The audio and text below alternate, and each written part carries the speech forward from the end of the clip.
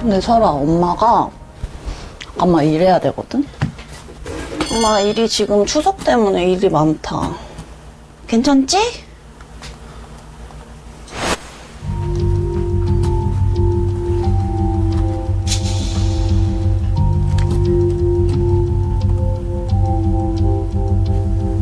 재택근무를 할 때도 설이 소파가 거실에 있거든요. 근데 그 소파에도 안 올라가 있고 뭐 캔넬이 들어가 있는 것도 아니고 제 발 밑에만 있으려고 하더라고요. 캔넬의 위치와 방향도 되게 좀 디테일하게 좀 신경 써주면 좋은 것 같은데 지금 보면은 캔넬이 있는데도 보호자님 옆에 이렇게 누워 있잖아요. 근데 만약에 캔넬이 좀 입구 방향만 이쪽 보호자님 쪽으로 틀어줬으면 캔넬 안에 들어가서 이제 보호자가 일하는 모습을 좀 볼 수 있는데 근데 대부분 보호자님들 그걸 잘 안 하시죠. 네, 그러니까 이제 나중에는 캔넬을 사줘도 안 들어간다고 하는 경우가 상당히 많아요.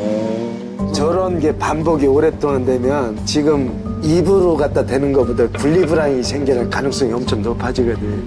그때는 더 컨트롤하기가 더 힘들어지지. 지금 몇 시지? 9시 반이니까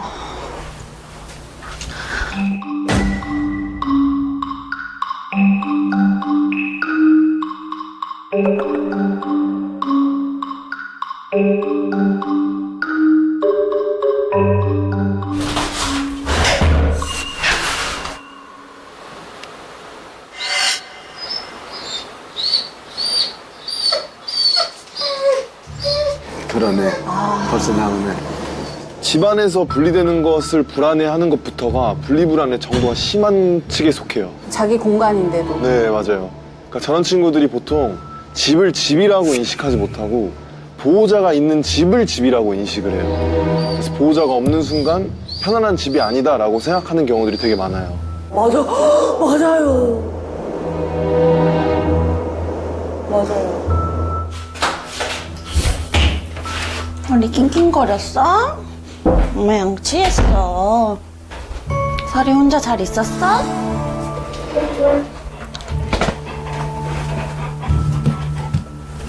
찾는 듯이 돌아다니고요. 저 샤워할 때도 문 열고 샤워하거든요. 낑낑거리고 문을 긁고 어떨 땐 밤인데 막 짖으려고도 해서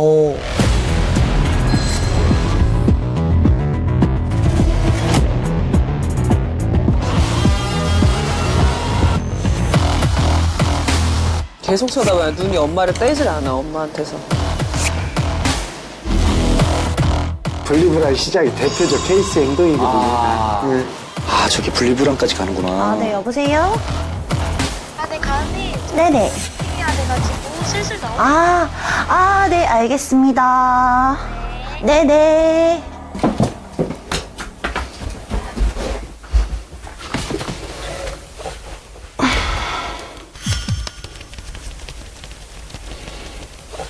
기대하고 있어. 나 같이 나갈 줄 아나 봐. 어떡해. 짠해. 지금 나간다. 눈치챈 거예요. 옷 입으면 다 알아. 이 세상이 무너지는 거예요, 사실 이런 친구들한테는. 맞아, 옛날에 그랬어요. 아빠가 차 시동 걸면은 시무룩했어요. 맞아요. 애들 가는 줄 알고. 어떻게. 어떡해. 나도 갈까봐. 어떡해. 짠해라.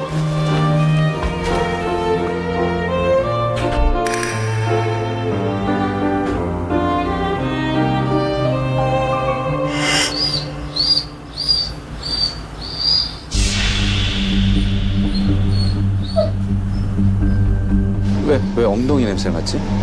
자기 불안감을 낮추고 싶었던 것 같아.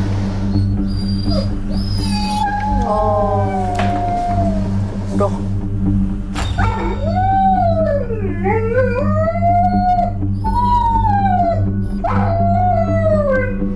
버림받았다고 듣기나? 집을 이루는 거예요, 지금 이 친구.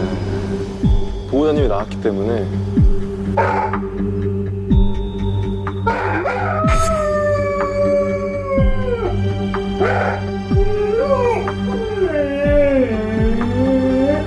제가 알고 있기로는 낑낑낑 이런 소리를 많이 내고 아우 하면서 갑자기 하울링을 해요.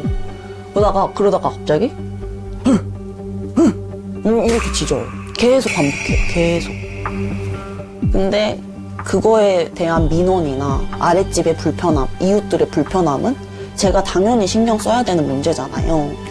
그래서 그런 게 불안한 것 같아요. 엄청 컴플레인 많이 받았을 것 같은데, 그죠? 목소리도 작은 게 아니잖아요. 오늘 목소리가 대형견이라. 활동량 늘리기. 분리불안을 저는 개인적으로 4단계로 개인적으로 좀 구분을 하거든요.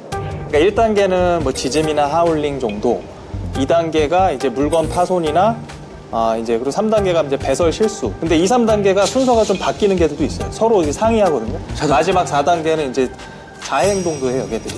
자기 몸을 계속 핥아서 뭐 피부가 벗겨진다거나 막 꼬리를 뱅글뱅글 물려고 해가지고 뭐 꼬리를 뭐 다치게 한다던가 그런 개들이 실제로 사례들이 있거든요. 너무 위험하네.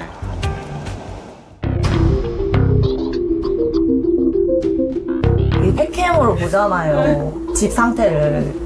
여기 음식물 쓰레기를 작게 묶어뒀는데 그거를 꺼내서 바닥에 싹 다 뿌려놓고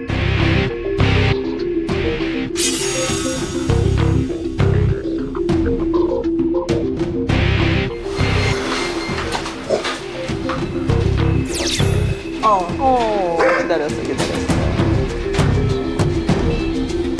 돌아오고 나서는 엄청 흥분해요. 격하게 반겨준달까? 왜 이제 왔어, 왜 이제 왔어? 오줌도 가끔 조금씩 보고. 3단계 이제 막 갈 때 됐네요. 사실 이게 보호자님들이 그거는 좀 구분할 수 있어야 되는데 고립장애라고 들어보셨어요? 고립장애. 네. 그래서 분리불안은 어떤 특정 대상하고 연결되어진 거거든요. 그런데 고립장애는 단순히 혼자 남겨졌을 때 나타나는 행동이거든요.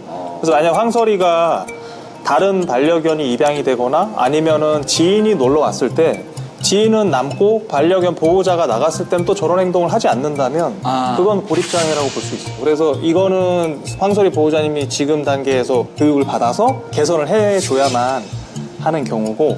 근데 저는 반대로 치는 거다. 오히려 반대로 분리불안이 어려운 이유는 보호자까지 모두가 개선이 돼야 되기 때문에 어려운 거다라고 얘기를 하시는 것 같은데 황설이 보호자님처럼 교육에 대한 의지도 있으시고 열정만 있으시면 사실 고칠 수 있는 게 분리불안이라 생각하거든요. 다른 케이스들은 오히려 열정이 있어도 안 되는 경우들이 많아요. 하지만 분리불안은 진짜 열정만 있다면 저는 충분히 고칠 수 있다고 봐요.